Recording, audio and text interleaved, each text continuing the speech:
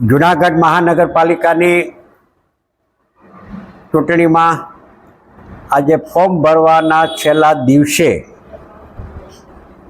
કોંગ્રેસ પક્ષ દ્વારા મહાનગરપાલિકાના 15 વોર્ડ અને 15 વોર્ડની 60 બેઠકો ઉપર કોંગ્રેસ પક્ષ દ્વારા ફોર્મ ભરવામાં આવ્યા છે। મેન્ડેટ રજૂ કરી દેવામાં આવ્યા છે અને પાર્ટી તરફથી ઉમેદવાર સત્તાવાર રીતે હમણાં તમને લિસ્ટ આપીશું। આ ચૂંટણીમાં વોર્ડ નંબર 1માં પ્રજ્ઞાબેન સતીશભાઈ વીરડા કે જેઓ ભૂતપૂર્વ જૂનાગઢ કોર્પોરેશનના મેયર તરીકે રહી ચૂક્યા છે, તેમના ધર્મપત્નીને કોંગ્રેસ પક્ષ ચૂંટણી લડાવે છે। સાથોસાથ શહેર કોંગ્રેસ પ્રમુખ ભાઈ શ્રી મનોજભાઈ જોશી તેઓ પણ વોર્ડ નંબર 11માં ચૂંટણી લડશે। મંજુલાબેન પરસાણા કે જેઓ મહિલા અડીખમ પક્ષના અમારા મજબૂત એક મહિલા અને લડાયક મહિલા છે, એ વોર્ડ નંબર 4માં ચૂંટણી લડવાના છે। એ રીતે હવે 60 ઉમેદવાર 15 વોર્ડની અંદર ફોર્મ સાથે સત્તાવાર ઉમેદવાર તરીકે જાહેરાત કરી છે। નામ સાથે વાંચવાને બદલે તમને લિસ્ટ આપી દઉં, છતાં પણ ઝડપથી નામ વાંચી દઉં છું। પ્રજ્ઞાબેન સતીશભાઈ વીરડા 1 નંબર, શારદાબેન હીરાભાઈ પટોળિયા, મનોજભાઈ રામજીભાઈ ફલિયા અને મુસાભાઈ હાશમભાઈ દલ છે, એ વોર્ડ નંબર 1માં। વોર્ડ નંબર 2માં વાળા મરુતાબેન જગદીશભાઈ, કટારા પ્રેમલ ને બાબુભાઈ, એજાજ અહેમદ મકરાણી અને પટોળિયા ચિંતન ભાણ, હસીનાબેન નાસિરભાઈ, બ્લોચ મનાજબેન ઇકબાલભાઈ, પરમાર યોગેશભાઈ બીજલભાઈ અને પિરાણી અમીનભાઈ સતારભાઈ। વોર્ડ નંબર 4માં બડેલિયા શોભનાબેન ગિરીશભાઈ, પરસાડા મંજુલાબેન વિઠ્ઠલભાઈ, દર્શનડા કાંતિભાઈ મનુભાઈ, વઘાસિયા મહેન્દ્રભાઈ હર્ષુખભાઈ, મકવાણા અંજલીબેન કેશુભાઈ, તંથારિયા શારદાબેન ગોવિંદભાઈ, ત્રાંબડિયા હર્ષુખભાઈ ભવાનભાઈ, પનારા સુનીભાઈ ગોવાલભાઈ। ત્યારબાદ વોર્ડ નંબર કેશવાલા જસવંતીબેન દિનેશભાઈ, રાબડિયા મીનાક્ષીબેન અરવિંદભાઈ અને ચૌહાણ માધવજીભાઈ ભીખાભાઈ। 7 નંબરમાં ભલાણી આરતીબેન ચિરાગભાઈ, લખલાણી સ્વાતિબેન યોગેશભાઈ, ડાંગર અક્ષયભાઈ વીરાભાઈ અને મોણપરા પ્રફુલભાઈ દેવરાજભાઈ। 8 નંબરમાં થયમ શેમિલાબેન અશરફભાઈ, કાદરી શહેનાબી મહેમૂદ મિયા, પંજા અદરેમાન અલ્લા રખાભાઈ અને કાતેલ શાહિદભાઈ સિદ્દીકભાઈ। વોર્ડ નંબર 9માં પરમાર મધુબેન પરસોત્તમભાઈ, ગૌસ્વામી કાજલબેન વિશાલભાઈ, બસિયા મહિપાલસિંહ નાજભાઈ, ચાવડા યોગેશભાઈ રામજીભાઈ અને વસાવડા દીપ્તિબેન નયનભાઈ। વોર્ડ નંબર 10માં દીપ્તિબેન, અટારા કીર્તિબેન, કડીવાર વિશાલભાઈ વિનોદભાઈ, કાળુભાઈ મહેતા મિહિરભાઈ વિપુલભાઈ, રાઠોડ જસુબેન દિનેશભાઈ। એ 11માં સાવલિયા જ્યોતિબેન જયસુખભાઈ, જોશી મનોજભાઈ ભીખાભાઈ અને પોપટ રસિકભાઈ ગિરધરભાઈ। બોરીચા 12 નંબરમાં બોરીચા ભાવનાબેન હીરાભાઈ, પુરોહિત ધર્મિષ્ઠાબેન મયુરભાઈ, ગલ દિલીપભાઈ કેશાભાઈ, ભલાણી અમિતકુમાર નરેન્દ્રભાઈ। વોર્ડ નંબર 13માં વાઢેર કૃષ્ણાબેન વિરેન્દ્રભાઈ, મારું લાભુબેન ધનજીભાઈ, જોશી વિરેન્દ્રભાઈ, ધીરજલાલ ગરાણિયા, મહેશભાઈ કેશુરભાઈ, પારખાણિયા પ્રવીણાબેન કિશોરભાઈ જોશી, આરતીબેન।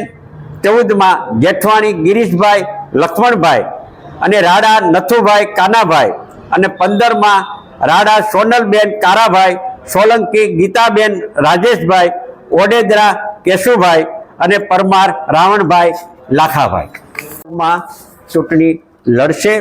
આ મહાનગરપાલિકાની ચૂંટણીમાં કોંગ્રેસ પક્ષ ચૂંટણીમાં ભાજપને સત્તા નહીં પણ સજાના સૂત્ર સાથે નું સૂત્ર લઈને જૂનાગઢની જનતા પાસે જનાદેશ માગશે અને પ્રાથમિક સુવિધા આપવાના વચન સાથે ચૂંટણી લડશે.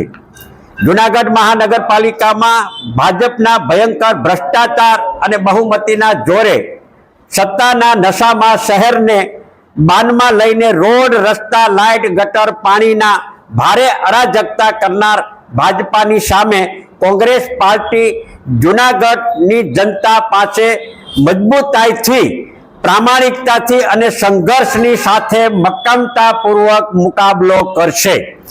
જૂનાગઢની જનતાને કોંગ્રેસ પક્ષ સ્વચ્છ ઉમેદવારો સાથે અત્યાર સુધીમાં મહાનગરપાલિકા જૂનાગઢમાં 1500 કરોડની વધુનો ખર્ચ થયો છે, ત્યારે ખરેખર પ્રજા સુધી આ પૈસાનો ખર્ચ જે છે એ પહોંચ્યો છે કે કેમ, એ સવાલો પણ કોંગ્રેસ પક્ષ દ્વારા કરવામાં આવશે.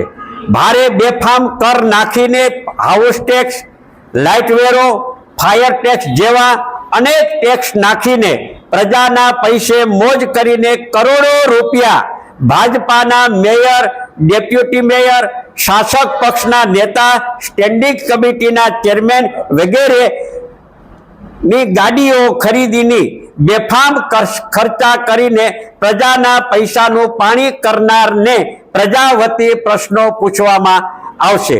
કોંગ્રેસ પક્ષને ટિકિટ ફાળવણીમાં પણ ખૂબ જ સંકલન કરીને તમામ સમાજને પ્રભુત્વ મળી રહે, તમામ સમાજને સમાન ન્યાય મળી રહે, એને ધ્યાનમાં રાખીને આ વખતે કોંગ્રેસ પક્ષે તમામ સમાજોને પ્રતિનિધિત્વ આપવા માટેનો એક સફળ પ્રયત્ન કરેલો છે. તેમાં લેવા પટેલને 9, કડવા પટેલને 4, બ્રાહ્મણને 6, નાગર 1, રઘુવંશીને 2, આહિર સમાજને 5, દલિત સમાજને 6, દલિત સમાજની જે રિઝર્વેશનની બેઠકો છે એના ઉપર તો અનામત છે જ. આ ઉપરાંત બાકીની બીજી બેઠકો, જે સામાન્ય બેઠકો જે છે, એ સામાન્ય બેઠકો ઉપર પણ દલિત સમાજને પણ આ વખતે વધુ પ્રતિનિધિત્વ આપીને 9 ટિકિટ ઉપર દલિત સમાજને ચૂંટણી લડાવવાનો નિર્ણય કર્યો છે, સામાન્ય લડાવ્યો છે. ત્યારબાદ કોળી સમાજને 3, રબારી સમાજ 3, પ્રજાપતિ 3, બાવાજીને 1 અને કાઠી સમાજને 1, મેર સમાજ 1, ભાનુશાલી સમાજ 1 અને સિંધી સમાજને 1 અને લઘુમતી સમાજને 9 ટિકિટો આપવા માટેનો કોંગ્રેસ પક્ષે, એટલે કે તમામ સમાજોને, જૂનાગઢ શહેરમાં વસતા તમામ સમાજોને પ્રતિનિધિત્વ મળી રહે અને પોતાનો અવાજ જે છે એ લોકો માટે ઉઠાવી શકે, એટલા માટે આ વખતે કોંગ્રેસ પક્ષ દ્વારા સંકલન કરીને બધાને ન્યાય આપવા માટેની પ્રયત્નો નિષ્ઠાપૂર્વક અને પ્રામાણિકપૂર્વક કર્યા છે. પહેલી વખત ઉમેદવાર કોંગ્રેસ પક્ષ આજે સૌથી મોટી બાબતનો ઉલ્લેખ કરીને જણાવીએ છીએ કે ચૂંટણીમાં પ્રજા પાસે મત લેવા જવા માટે, મોઢું બતાવવા માટે લાયક ન હોવાને કારણે ભાજપ એ કોંગ્રેસ પક્ષના ઉમેદવારોને ધાક ધમકી, લોભ લાલચો આપીને 5 વર્ષ પહેલા જે ચૂંટણી થઈ હતી એમાં ભાજપ દ્વારા આવા અધમ કૃત્ય કરીને અમારા કોંગ્રેસ પક્ષના ઉમેદવારો પાસે ફોર્મ ખેંચાવવા માટેનું કૃત્ય એમણે કરેલ હતું અને એ કૃત્ય કરેલ હતું ત્યારે આ વખતે ખેંચાવી લીધા હતા. ત્યારે આ વખતે ફરી વખત ભાજપાના ઉમેદવારો પ્રજા પાસે મત લેવા જઈ શકે તેમ નથી, એટલે કોંગ્રેસ પક્ષના જુદા જુદા પક્ષના બીજા ઉમેદવારોને, કેટલાક સનિષ્ઠ અપક્ષ ઉમેદવારોને પણ લોભ લાલચ કે ધાક ધમકી આપીને ફોર્મ ખેંચાવી લેવાની શરૂઆત આજથી જ ભાજપાએ શરૂ કરી દીધી છે.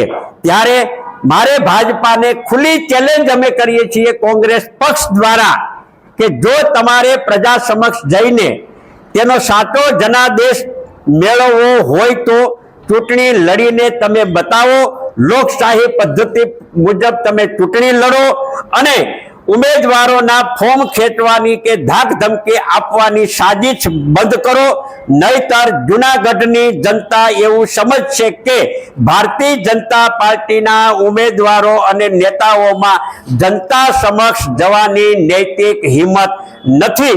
પાછલા બારણેથી ચૂંટણી જીતવાની કોશિશ કરનારને જનતા જાકારો આપશે. અને મેં શરૂઆતના તબક્કામાં જેમ મેં કીધું એ પ્રમાણે કે જૂનાગઢમાં ભાજપાને સત્તા નહીં પણ ભાજપાને સજા ના સૂત્ર સાથે અમે આ ચૂંટણીના રણ મેદાનની અંદર નિષ્ઠા